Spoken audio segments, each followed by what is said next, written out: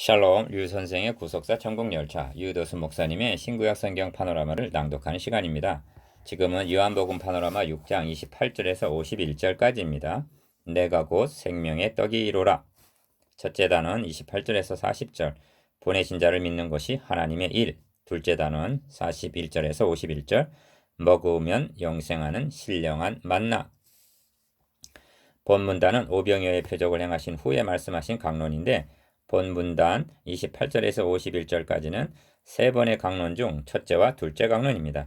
중심점은 내가 곧 생명의 떡이로라 하시는 데 있습니다. 이는 저들이 우리 조상들은 광야에서 만나를 먹었나이다 한 말에 대한 답변으로 하신 말씀입니다. 도표를 보시면 내가 곧 생명의 떡이로라를 중심으로 하나님이 보내신 자를 믿는 것이 하나님의 일이라 하시는데 첫째 단원 이는 생명의 떡은 믿음으로 받을 수 있다는 뜻이고 생명의 떡은 먹으면 영생하는 신령한 만나라 하십니다. 둘째 단원 첫째 단원 보내신 자를 믿는 것이 하나님의 일 28절에서 40절 1.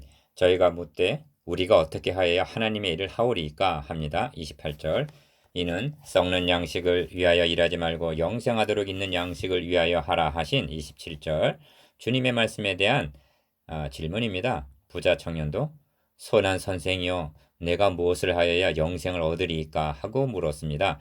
누가복음 18장 18절 탕자의 형은 내가 여러의 아버지를 섬겨 명을 어김이 없거늘 내게는 염소 새끼라도 주어 나와 내 벗으로 즐기게 하신 일이 없더니 하고 항변합니다. 누가복음 15장 29절 이것이 율법적인 구원관이요 보상관입니다.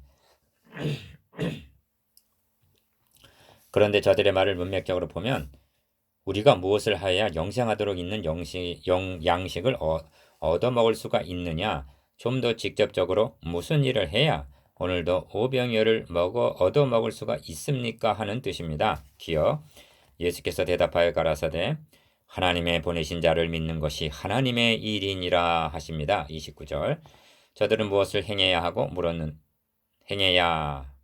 물었는데 주님께서는 하나님의 보내신 자를 믿는 믿음을 말씀하십니다. 주님이 하신 이 말씀을 내가 하늘로서 내려온 것은 내 뜻을 행하려 함이 아니요 나를 보내신 이의 뜻을 행하려 함이니라. 나를 보내신 이의 뜻은 내게 주신 자 중에 내가 하나도 잃어버리지 아니하고 마지막 날에 다시 살리는 이것이니라 하신 38절에서 39절과 결부시키면 해답이 분명해집니다. 즉 하나님의 일은 그리스도께서 행하시려 오셨고 너희가 해야 할 일은 하나님의 보내신 자를 믿는 것이 하나님의 일이라는 말씀이 되는 것입니다. 이 점이 참으로 중요합니다. 행함보다는 믿음이 우선합니다. 그런데 오늘날도 무엇을 행해야 하는 일에 몰두하고 있는 실정입니다. 왜냐하면 성장에 올인하고 있기 때문입니다. 내 아버지께서 이제까지 일하시니 나도 일한다 하신 5장 17절 말씀을 기억하시기 바랍니다. 구원 계획은 하나님께서 자기 아들을 통해서 이루시는 일입니다. 그리고 구약 성경은 이를 추진해 온 구속의 역사입니다. 그리고 때가 찬 경륜 에베소서 1장 9절 때가 찬 경륜 가운데 독생자를 보내주셨다면 하나님이 보내신 자를 믿는 것이 죄인들이 해야 할 최우선의 하나님 일인 것입니다. 그래서 내 아버지의 뜻은 아들을 보고 믿는 자마다 영생을 얻는 이것이니 하시는 것입니다. 40절 이 점에서 부안할 점은 요한복음은 예수님이 하나님이 보내신 자라는 점을 40회 이상 증거하고 있다는 점입니다. 하나님이 그 아들을 세상에 보내신 것은 세상을 심판하려 하심이 아니요 저로 말미암아 세상이 구원을 받게 하려 하심이라로 시작하여 3장 17절 아버지께서 나를 보내신 것 같이 나도 너희를 보내노라 하고 20장 21절 반복적으로 증거하고 있습니다. 이는 스가랴 선지자가 만군의 여호와께서 나를 보내신 줄 알리라 한 스가랴 2장 8절, 9절, 11절, 4장 9절, 6장 15절 이러한 예언의 성취였던 것입니다. 니은 저희가 묻되 그러면 우리로 보고 당신을 믿게 행하시는 표적이 무엇이니까 하시는 일이 무엇이니까 합니다. 30절 주님께서 믿음을 요구하시자 저들은 믿을 수 있는 표적을 요구하면서 기록된 바 하늘에서 저희에게 떡을 주워 먹게 하였다 함과 같이 우리 조상들은 광야에서 만나를 먹었나이다 합니다. 31절 이 말은 이는 참으로 세상에 오실 그 선지자라 한 14절 말씀과 결부가 되는 것으로 모세는 만나를 내려 주었는데 선생이 모세가 예언한 그 선지자라면 오늘도 우리에게 떡을 먹여 주십시오라 하는 뜻입니다. 이 예수께서 이르시되 내가 진실로 진실로 너희에게 이르노니 하늘에서 내린 떡은 모세가 준 것이 아니라 오직 내 아버지가 하늘에서 내린 참떡을 너희에게 주시나니 하나님의 떡은 하늘에서 내려 세상에게 생명을 주는 것이니라 하십니다. 32절에서 33절. 주님께서 말씀하신 아홉 번째 진실로 진실로는 하나님이 주시는 생명의 떡이라는 말씀과 함께 주어졌습니다. 기억. 출애굽 당시 내린 만나는 모세가 준 것이 아니라 하나님이 내려주신 것인데 이는 참떡에 대한 예표로 주어진 것이라는 말씀입니다. 주님의 첫 번 강론의 중심점은 생명의 떡이 있습니다. 떡이라는 말이 5번 나오는데 하늘에서 내린 떡, 참떡 32절, 하나님의 떡 33절, 생명의 떡이라 하십니다. 35절, 48절. 3.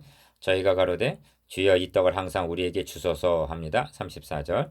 예수께서 가라사대 내가 곧 생명의 떡이니 내게 오는 자는 결코 줄이지 아니할 터요 나를 믿는 자는 영원히 목마르지 아니하리라 하십니다. 35절.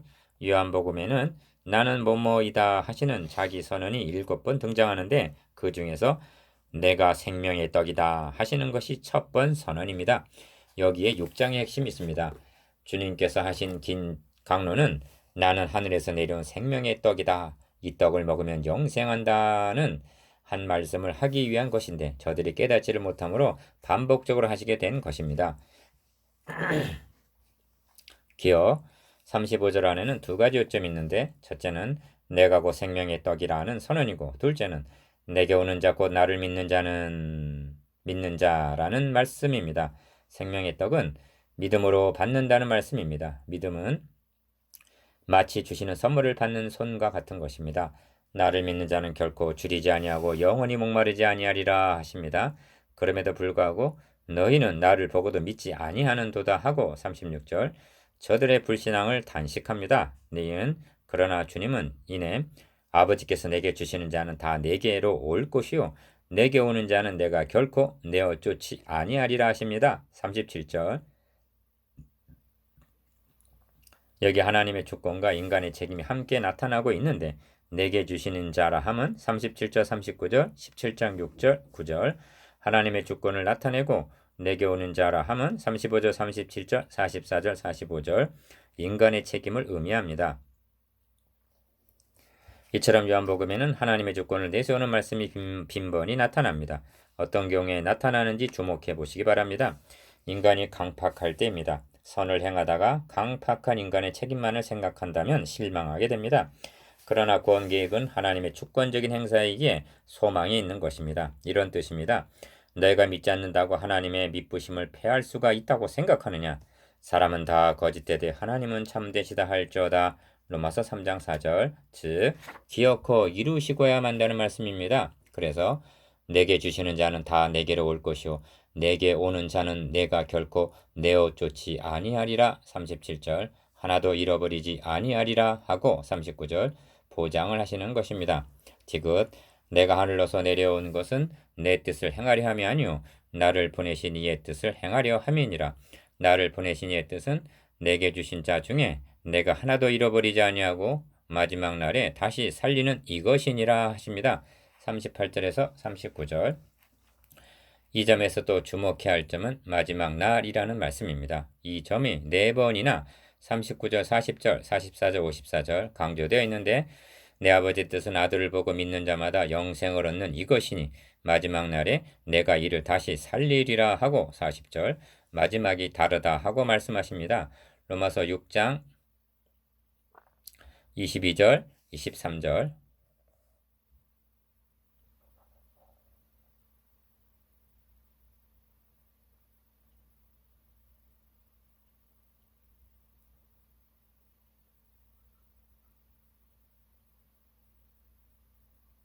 그러나 미련한 인간은 마지막은 생각하려 하지 않고 지금의 썩을 양식에만 관심을 기울이는 것입니다.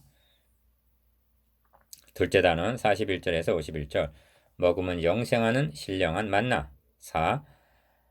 자기가 하늘로서 내려온 떡이라 하심으로 유대인들이 예수께 대하여 수군거려 가로되 이는 요셉의 아들 예수가 아니냐. 그 부모를 우리가 아는데 저가 지금 어찌하여 하늘로서 내려왔다 하느냐 합니다. 41절에서 42절.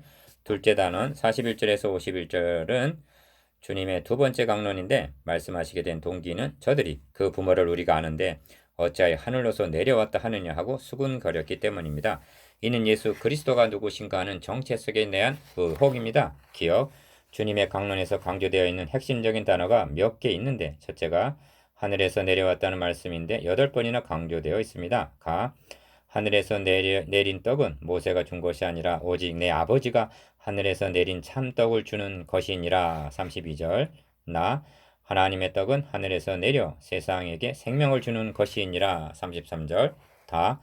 내가 하늘로서 내려온 것은 내 뜻을 행하려 함이 아니요. 38절. 라. 이는 하늘로서 내려오는 떡이니 사람으로 하여금 먹고 죽지 아니하게 하는 것이니라. 50절. 마. 나는 하늘로서 내려온 산떡이니 사람이 이 떡을 먹으면 영생하리라. 51절. 바.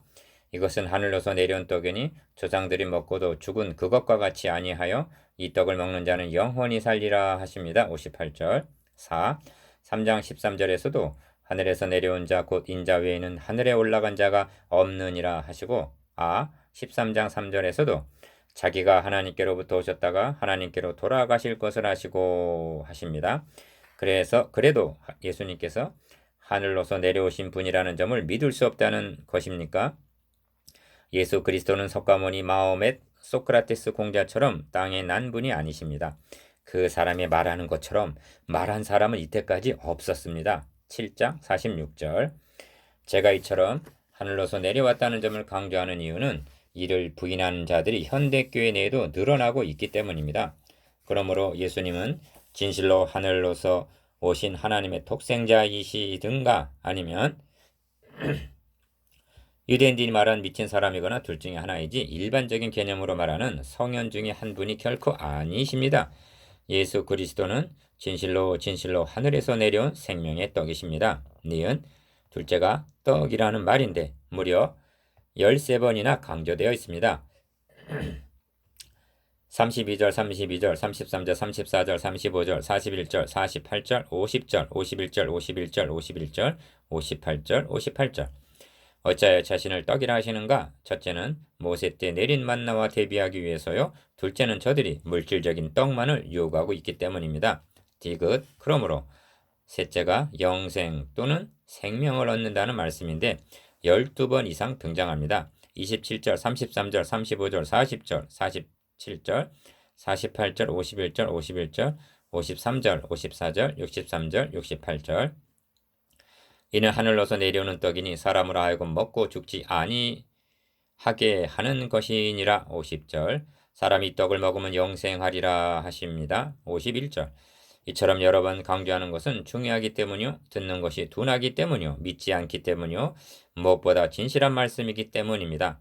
그래서 주님은 수고로움도 아랑곳하지 않으시고 반복적으로 강조하시는 것입니다. 5. 예수께서 대답하여 가라사대 너희는 서로 수근거리지 말라. 나를 보내신 아버지께서 이끌지 아니하면 아무라도 내게 올 수 없으니 오는 그를 내가 마지막 날에 다시 살리라. 43절에서 44절. 기억. 주님은 어떤 경우 어떤 처지에서 아버지께서 이끌지 아니하면 아무라도 내게 올 수 없다 하고 하나님의 주권을 내세우시는가? 하나님의 아들은 내가 곧 생명의 떡이라 하고 진실을 말씀하시는데 거짓된 인간은 수군거려. 41절. 즉 비웃고 조롱하는 투로 말했기 때문입니다. 이럴 경우 선을 행하다가 낙심할 것인가? 아닙니다. 아버지께서 이끌지 아니하면 하는 하나님의 주권은 이런 경우 이런 처지에서 내세우고 힘있게 붙들어야 할 말씀인 것입니다. 바울과 바나바가 비시디 안디옥 선교 당시 영생을 주시기로 작정된 자는 다 믿더라 하고 사도행전 13장 48절 하나님의 주권을 내세운 이유도 이방인들은 기뻐하여 하나님의 말씀을 찬송하는데 유대인들이 성내 유력한 자들을 선동하여 쫓아내었기 때문입니다. 하나님의 나라 건설은 인간의 판단, 선택, 결정 등에 의존하는 것이 아니라 하나님께서 주권적으로 이루어 나가시는 역사임을 드러내기 위해서인 것입니다. 니은 선지자의 글에 저희가 다 하나님의 가르치심을 받으리라 기록되었은즉 아버지께 듣고 배운 사람마다 내게로 오느니라 하십니다. 45절.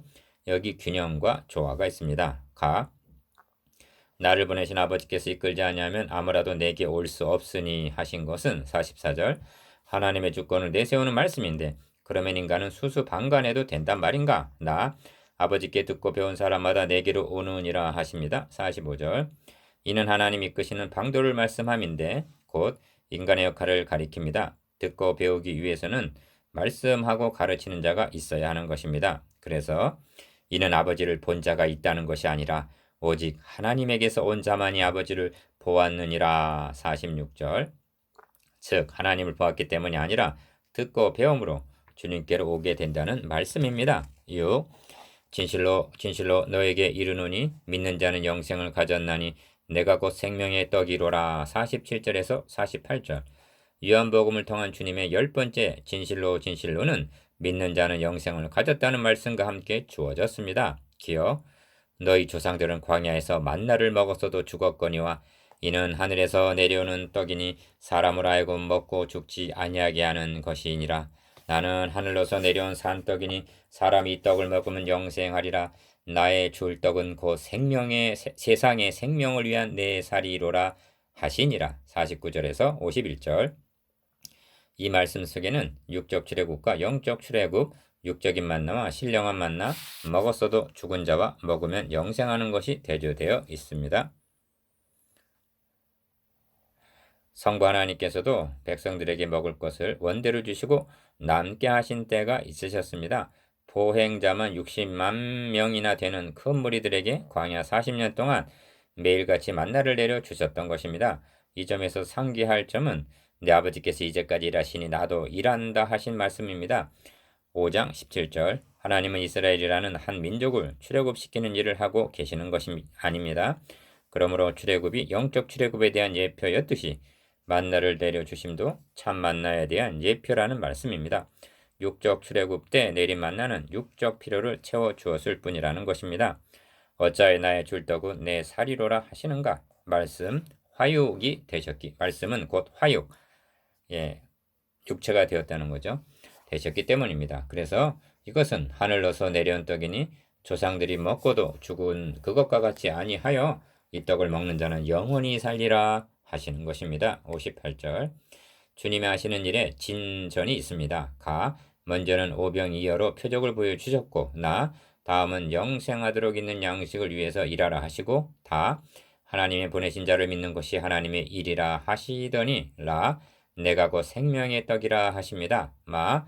그리고 드디어 두 번째 강론의 결론에서는 나의 줄떡은 곧 세상의 생명을 위한 내 살이라 하시는 것이 아닌가? 51절.